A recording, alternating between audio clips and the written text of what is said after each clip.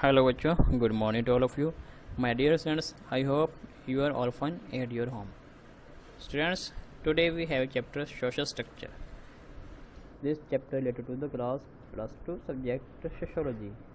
My dear students, first of all, I would like clear social structure of the meaning. के social structure क्या है? Social structure term refer to the structure of the society and society institution के जो हमारी social structure है, social institution, ये हमारी society का स्ट्रक्चर है कि हमारी सोसाइटी किस फैक्टर के साथ मिक्सअप होकर एक स्ट्रक्चर के अंदर आई और लोगों के वहाँ सोसाइटी के अंदर कौन से ट्रेडिशंस और रिचुअल्स हैं जो लोग सेलिब्रेट करते हैं विद द ईच अदर। इस चैप्टर के अंदर हम डिस्कस करेंगे कि सोशल स्ट्रक्चर के जो मेजर फैक्टर हैं जो सोशल स्ट्रक्चर को बनाने के अंदर मेजर रोल प्ले करते हैं, दैट इज़ इंडस्ट्रियलाइजेशन। इंडस्ट्रियलाइजेशन का मीनिंग, फिर उसकी डेफिनेशन, फिर उसके फंक्शंस या उसके फैक्टर कौन कौन से होते हैं। Industrialization, what do you know about industrialization? Industrialization is term when rural area people migrate to the urban area for the best opportunity of the employment, कि जब लोग बेस्ट अपॉर्चुनिटी एम्प्लॉयमेंट के लिए ट्रांसफ़र होते हैं रूरल एरिया से urban area के अंदर, तो वो क्या करते हैं, अपने आप को इंडस्ट्रियलाइजेशन के अंदर इन्वॉल्व करते हैं। They want get A job opportunity, employment opportunity. तो जब वहाँ पे आने शुरू करते हैं, जो वहाँ पे एंटरप्रेन्योर होते हैं, बिग बिजनेसमैन, तो वो क्या करते हैं, अपनी बिग इंडस्ट्रीज को सेटअप करते हैं because they have so many types of labor in less demand, कि उनके पास बहुत सी लेबर है जिनकी डिमांड कम है। डिमांड क्या है, उनके सिर्फ रोज़गार ही लेना होता है, नॉट फॉर अदर। तो वो उनको लेस बेसिस के ऊपर अपना क्या कहते हैं, एम्प्लॉयमेंट प्रोवाइड करवाते हैं फॉर द इंडस्ट्रियलाइजेशन प्रोडक्शन। जब इंडस्ट्रियल प्रोडक्शन के लिए वो उनको लेस वेज के ऊपर अपॉर्चुनिटी प्रोवाइड कराते हैं, दे आर सेटिस्फाई, तो वो कुछ समय के लिए सेटिस्फाई हो जाते हैं because they migrate from rural area to urban area for the betterment of best job opportunity या एम्प्लॉयमेंट अपॉर्चुनिटी। अब मीनिंग क्या है इंडस्ट्रियलाइजेशन का? What is the meaning of industrialization? Industrialization is defined as the process of introducing manufacturing activity. के manufacturing activity, what is the manufacturing activity? Industry make a raw material into final goods. जो हमारी industry होती है वो raw material को convert करती है into final goods. Further final goods sell in the market, तो वो मार्केट के अंदर आ जाती हैं and sell to the market get a huge benefit, तो वो बहुत सी मात्रा के अंदर बेनिफिट को गेन करती हैं जब वो अपना कोई प्रोडक्ट मार्केट के अंदर सेल करती हैं from raw material to convert into final goods and then final goods further sale into the market, वो हो गई मार्केट के अंदर बेचने के लिए आ जाती हैं। An example of industrialization is turning a forest into an auto plant. Industrialization means raw material to convert into final goods known as a industrializations। तो ये industrialization का हमारा concept होता है। फिर इसकी डेफिनेशन के बारे में, ये इसकी definition is scientific definition about the industrialization. Industrialization is the period of a social and economic change that transforms a human group from an agrarian society into an industrial one. When people cannot get so much type of job opportunity, they migrate from rural area to urban area and get job opportunity. When they get job opportunity from agrarian to industrial one, this is known as a industrialization। कि वो human अपनी क्या है, labour को transform करती है, अपनी power को और अपनी लेबर को, अपनी स्किल को ट्रांसफॉर्म करती है। कहाँ से? From agrarian to industry. जब एग्रेरियन टू इंडस्ट्री वो ट्रांसफ़र करती है तो उसको क्या कहते हैं, इंडस्ट्रियलाइजेशन कहते हैं। It is extensive organization of economy for the purpose of manufacturing. ये हमारी जो इकोनॉमी होती है, इकोनॉमी के अंदर एक ऑर्गेनाइजेशन है किसके लिए, मैन्युफैक्चरिंग के लिए। What is manufacturing? के convert raw material into final goods, further final goods is sold into the market, के लोग जो हैं अपने मार्केट के अंदर फाइनल गुड्स को सेल करने के लिए ले आते हैं। ये हमारी इकोनॉमी के लिए एक बेस होता है to get revenue from the industrial part, कि जो हमारी इंडस्ट्रियल पार्ट है उससे रेवेन्यू लेने का। Understood my dear students. कैसे होता है ये? फिर हमारी जो सोशल स्ट्रक्चर होता है, सोशल स्ट्रक्चर के अंदर हमारा इंडस्ट्रियलाइजेशन होता है, अर्बनाइजेशन आ जाता है और ग्लोबलाइजेशन आ जाता है। ये सारे फैक्टर जो होते हैं हमारा, ये किसको, सोशल स्ट्रक्चर को मेंटेन करने के लिए हेल्पफुल होते हैं। Okay my dear friends, let's come to the factor which are responsible to make industrialization. Factor natural resources become goods और रॉ मटेरियल्स। ये जो नेचुरल रिसोर्सेज होते हैं, in our country we have lots of natural resources but we have no knowledge how to use it. तो हमें पता नहीं है ये कैसे यूज़ किए जाते हैं। कि जब इंडस्ट्रियलाइजेशन डेवलपमेंट होती है, we know how to use it, तो हमें इसके बारे में पता चलता है कि इनको कैसे यूज़ करना है रॉ मटेरियल को फाइनल गुड्स के अंदर। कैपिटल, तो इंडस्ट्री के अंदर कैपिटल की ज़रूरत होती है। कैपिटल मीन्स पूंजी, पैसा, वेल्थ। तो हमें इसकी ज़रूरत होती है एक इंडस्ट्री को सेटअप करने के लिए। लेबर सप्लाई, जो लेबर सप्लाई होती है वो क्या करती है, use to make goods high birth rate, means वो हेल्प करती है टू एंटरप्रेन्योर और businessman to make a goods. फिर technology, technological factor is a major factor to setup a industry.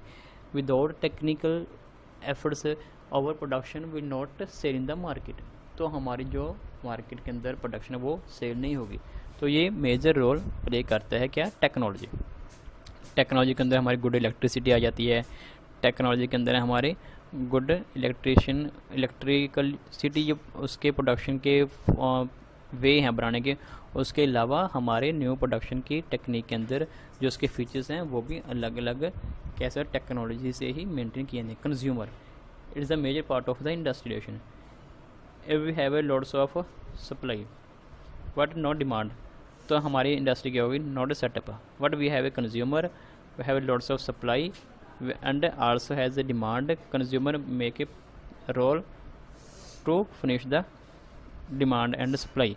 तो जो कंज्यूमर होते हैं वो लास्ट स्टेज के अंदर हमारे पैदा किए प्रोडक्ट को खरीदने के लिए एक रोल प्ले करते हैं। फिर ट्रांसपोर्टेशन है, ट्रांसपोर्ट होती है final product migrate from one place to another, from factory और इंडस्ट्री टू द मार्केट। कहाँ कैसे आते हैं, विद द ट्रांसपोर्ट। फिर government sports make a major role. With the government role, government make a very important role for the development of the industry, because the government cannot make that policy which are harmful for the setup of industry. If government make a such type of policy which are affected to the setup of industry, then our production or our economic development will be blocked. तो government ऐसी कोई भी जो है policy नहीं बनाती जो हमारे एक इंडस्ट्री को सेटअप करने के अंदर हार्मफुल इफेक्ट या हार्मफुल प्ले एक रोल प्ले करे। अगर करती भी है तो हमारी इकोनॉमी के अंदर बहुत सी ऐसे फैक्टर आ जाएंगे जो उसको ग्रो करने के अंदर ऑब्स्टेकल करेंगे। नेक्स्ट, तो इंडस्ट्री को सेटअप करने के अंदर कौन कौन से केसेस हैं। Historians have identified several cases for the industrial revolution including the emergence of capitalism. कि अगर कैपिटलिज्म के अंदर हमारी इंडस्ट्री के अंदर कैपिटलिज्म नहीं है तो ये हमारा केसेस है कि हम कोई भी इंडस्ट्री को सेटअप नहीं कर सकते। But because we have a lots of capital to setup a new industry.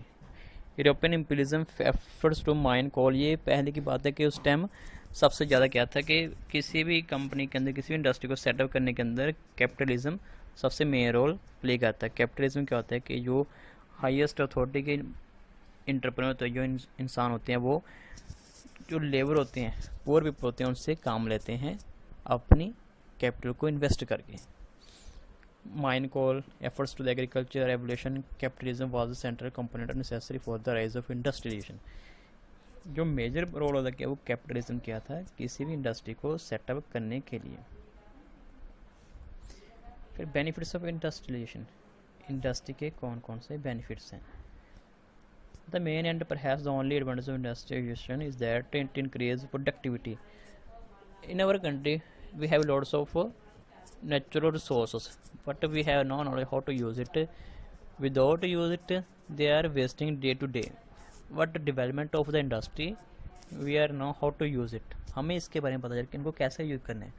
तो इसके अंदर हमारी प्रोडक्टिविटी के अंदर इंक्रीजिंग हुई, which enable production of a large variety of products and service economically, कि जिसके अंदर हमारे large enable production of large variety of products and service economically, हम क्या हुए एक वीकर सेक्शन से अपलिफ्ट सेक्शन के अंदर ट्रांसफॉर्मेशन होना शुरू हो गई।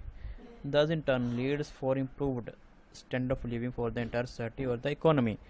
फिर हमारी इकोनॉमी के अंदर क्या हुआ, एक स्टैंडर्ड बना किसका, लाइफ का। कैसे कि हम लोग अपनी जो प्रोडक्शन है, अपने प्रोडक्ट उसको यूज़ करना शुरू कर दिया हमने उनको, तो उनको या यूज़ करना, उनको मेक करना, बनाना शुरू किया, but with the relation of foreign affair, के हमारे फिर दूसरे देशों के साथ अफेयर होने शुरू हुए, like as export and import. तो हमें उन लोगों के जो कल्चर्स एंड रिचुअल्स उनके बारे में पता चला, तो हमने अपने लाइफ ऑफ स्टैंडर्ड को या स्टैंडर्ड ऑफ लाइफ को वैसे ही बनाना शुरू कर दिया जैसे हम दूसरी कंट्री के साथ भी अपने ट्रेड रिलेशन बनाने के समय अपने जो उस टाइम की प्रोडक्शन थी उसको उस लोगों के लिए वैसे बनाना शुरू कर दिया जैसे उनकी डिमांड थी। तो हमने वैसे अपने देश के अंदर वैसे ही जो ट्रेडिशन और रिलेशन, जो अफेयर थी, जो कल्चर से एक्टिविटी थी, वैसे ही हमने भी अडॉप्ट करना शुरू कर दी। That's clear my dear students. फिर इफेक्ट्स, इंडस्ट्री के कौन कौन से इफेक्ट्स हैं।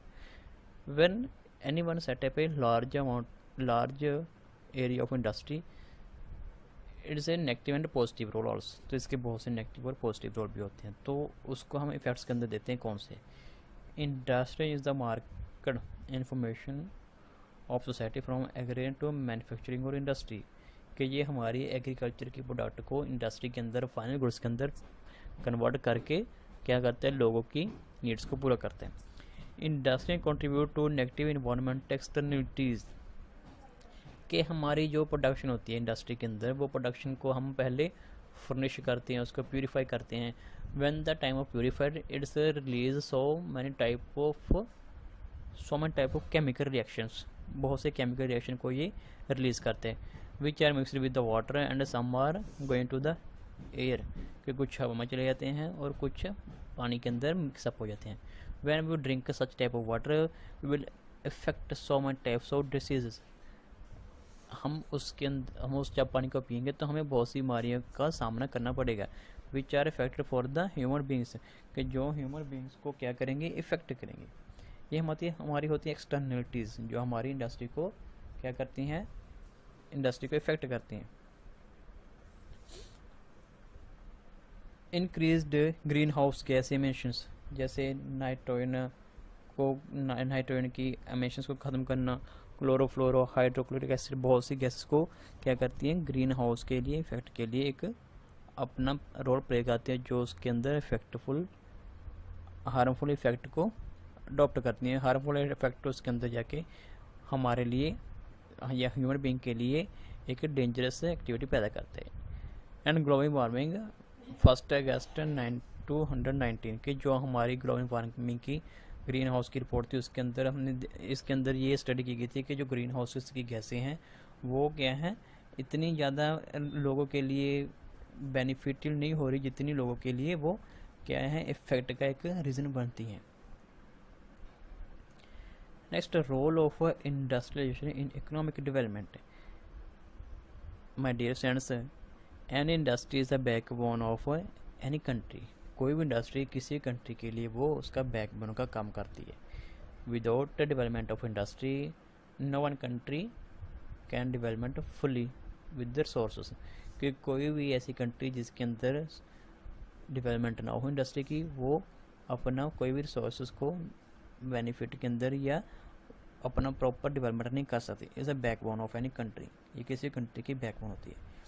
Industrialisation increase the supply of goods for internal and external market, जब इंडस्ट्री के अंदर कोई प्रोडक्ट फिनिश होती है, मेंटेन होती है, प्रिपेयर होती है, तो कुछ हम अपने डोमेस्टिक यूज़ के ऊपर उसको रख लेते हैं और कुछ हम अपनी इंटरनल ट्रेड के अंदर या एक्सटर्नल ट्रेड के अंदर इंपोर्ट एक्सपोर्ट कर देते हैं for getting the revenue from other countries. तो एक तो हमारा ये हो गया, हमें वहाँ से रेवेन्यू क्या होती है, गेन होती है। The government receive in revenue in the form of custom excise duties. तो जब कोई भी प्रोडक्ट हमारा सेल परचेज़ के लिए इंपोर्ट एक्सपोर्ट किया जाता है तो उसके ऊपर बहुत से टैक्स वगैरह इम्प्लीमेंट होते हैं जो क्या करते हैं, इंक्रीज़ करते हैं रेवेन्यू ऑफ द गवर्नमेंट, जो गवर्नमेंट की रेवेन्यू को इंक्रीज़ करते हैं। Sale and income tax from the industrialist due to which government revenue increase. Same when any product going to the market for sale, government hire a large amount of taxes in the form of sale tax. तो ये उसकी क्या होती है, income होती है। तो जो भी गवर्नमेंट किसी भी प्रोडक्ट के ऊपर हमारा टैक्स से लगाती है। Understand dear students, this chapter has been closed. Next we discuss again related to this chapter. Today this chapter has been closed. Okay my dear students, we will meet again.